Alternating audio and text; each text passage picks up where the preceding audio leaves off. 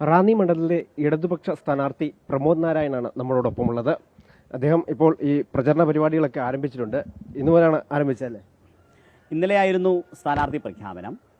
LDFിൻ്റെ സ്ഥാനാർത്ഥി പട്ടിക ആദ്യം CPMൻ്റെയും CPIയുടെയും സ്ഥാനാർത്ഥികൾ പ്രഖ്യാപിക്കപ്പെട്ടു. ഇന്നലെ കേരള കോൺഗ്രസിൻ്റെ ആദരണീയനായ chairman Jose K Mani sir സ്ഥാനാർത്ഥി പട്ടിക പ്രഖ്യാപിച്ച് മാണി സാറിൻ്റെ കല്ലറയിൽ പ്രാർത്ഥിച്ച് അങ്ങനെയാണ് ഈ ഒരു പ്രചരണം തുടങ്ങിയത്. ഇപ്പോൾ രാവിലെ ആളുകളെ കണ്ടു തുടങ്ങി. അപ്പോൾ ആ നിലയിൽ ഇന്ന് തുടക്കം നന്നായാൽ പകുതി നന്നായി എന്നല്ല, മുഴുവൻ നന്നായി എന്നല്ലേ. അപ്പോൾ വളരെ ഭദ്രമാകും എന്ന് തന്നെയാണ് പ്രതീക്ഷ. ആവേശകരമായ ഒരു പ്രചാരണത്തിലേക്ക് കടക്കുന്നതേ ഉള്ളൂ ഇല്ലേ അടുത്ത ദിവസങ്ങളിലൊക്കെ? സ്വാഭാവികമായിട്ടും പ്രചരണം ഇപ്പോൾ സ്ഥാനാർത്ഥി പര്യടനം 26 മുതലാണ് തുടങ്ങുന്നത്.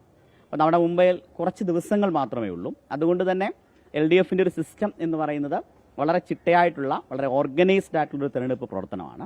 അപ്പോൾ അത് LDF ഇന്നലെ കൂടി ആവശ്യമായിട്ടുള്ള മുഴുവൻ പരിപാടികളും റാന്നിയിലെ LDF നേതൃത്വം പ്ലാൻ ചെയ്തിട്ടുണ്ട്.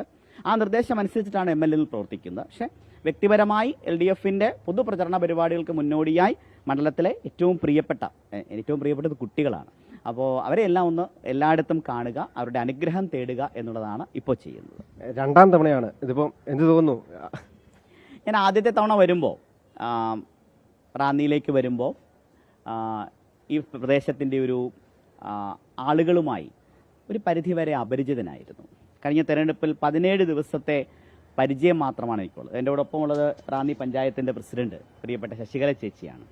ഇന്ന് ചേച്ചിയെന്ന് വിളിക്കാവുന്നൊരു ബന്ധം ഞങ്ങൾ തമ്മിലുണ്ട്. ഇത് ഒരാളുമായി മാത്രമല്ല, റാന്നിയിലെ ജനങ്ങളുമായി ഒരു കൂടപ്പിറപ്പിൻ്റെ, ഒരു കുടുംബാംഗത്തിൻ്റെ ബന്ധം ഈ 5 വർഷമുണ്ടായി.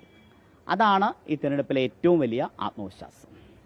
ശബരിമലയൊക്കെ ഉൾപ്പെടുന്ന ഒരു മണ്ഡലമാണ്. അപ്പോൾ അത്തരത്തിലുള്ള വിഷയങ്ങൾ ഈ തെരഞ്ഞെടുപ്പിൽ വരുന്നുണ്ടോ? ശബരിമല ഉൾപ്പെടുന്ന വിഷയമാണ്. അനുഗ്രഹീതമായൊരു സ്ഥലമാണ് റാന്നി. ശബരിമലയിൽ ഒരു തരി സ്വർണം പോലും അയ്യപ്പൻ്റേത് കട്ടുകൊണ്ടു പോകാൻ ആരെയും അനുവദിക്കില്ല എന്ന സർക്കാർ നിലപാട് ഈ സർക്കാരിന് അനുകൂലമായി മാറും. അത് അങ്ങനെയായിരിക്കും ബാധിക്കുന്നത്. എന്തായാലും പ്രചരണ പരിപാടികളൊക്കെ തുടരുക, അടിപൊളിയായിട്ട് പോവുകയാണ്. ആലപ്പുഴയിൽ നിന്ന് എല്ലാവിധ പിന്തുണയും ഞാൻ അഭ്യർത്ഥിക്കുന്നു. ഒരു കാര്യം കൂടി, റാന്നിയുടെ വികസനം അതുകൂടി പറയണമല്ലോ. MLA എന്ന നിലയിൽ ഈ കഴിഞ്ഞ 5 വർഷം റാന്നി മണ്ഡലം അത് കേരളത്തിലെ ഏറ്റവും കൂടുതൽ വികസന പദ്ധതികൾ സാധ്യമായൊരു മണ്ഡലമാണ്. ജനങ്ങൾ ആഗ്രഹിച്ച വികസന പദ്ധതികളാണ് നമ്മൾ സാധ്യമാക്കിയത്. അതിൽ ലോങ് ടേം ആയിട്ടുള്ള വലിയ പ്രോജക്ട്സ്, ഇപ്പോൾ തൊട്ടടുത്താണല്ലോ റാന്നി ആശുപത്രി നമ്മൾ നിൽക്കുന്നത്. അതിനപ്പുറത്തെ 17 കോടി രൂപയുടെ ആശുപത്രി പൂർത്തിയാകുകയാണ്. 1 കോടി രൂപയ്ക്കാണ് റാന്നിയിലെ ലേബർ റൂം, കേരളത്തിലെ ഏറ്റവും മികച്ച ലേബർ റൂം ഇന്ന് റാന്നിയിലാണ്. ഇങ്ങനെയുള്ള റോഡുകൾ, പാലങ്ങൾ, എത്രയോ വികസന പദ്ധതികളാണ് പൂർത്തീകരിച്ചത്. കേരളം ശ്രദ്ധിക്കുന്ന പുതുമയാർന്ന വികസനാശയങ്ങൾ, റാന്നി നോളജ് വില്ലേജ്, ഷീറൈസ് പോലുള്ള പദ്ധതി, ഇത് നമുക്ക് കേരളത്തിന് മുമ്പാകെ അവതരിപ്പിക്കാനും കഴിഞ്ഞു. അപ്പോൾ വികസനത്തിൻ്റെ കാര്യത്തിൽ ഒരു റെക്കോർഡിട്ട ഒരു 5 വർഷമാണ് കടന്നുപോയത്. ഒപ്പം ജനങ്ങളുടെ എല്ലാ പ്രയാസങ്ങളിലും, എല്ലാ ജീവിത ഘട്ടങ്ങളിലും അവർക്കൊപ്പം നിൽക്കാൻ കഴിഞ്ഞു. അതിന് രാഷ്ട്രീയ വ്യത്യാസമൊന്നും ഉണ്ടായിരുന്നില്ല. എല്ലാവരുടെയും പിന്തുണ ഇതുവരെ ഉണ്ടായി. ഇനിയും അതുണ്ടാകണം എന്ന് ഏറ്റവും താഴ്മയായി ഞാൻ അഭ്യർത്ഥിക്കുന്നു.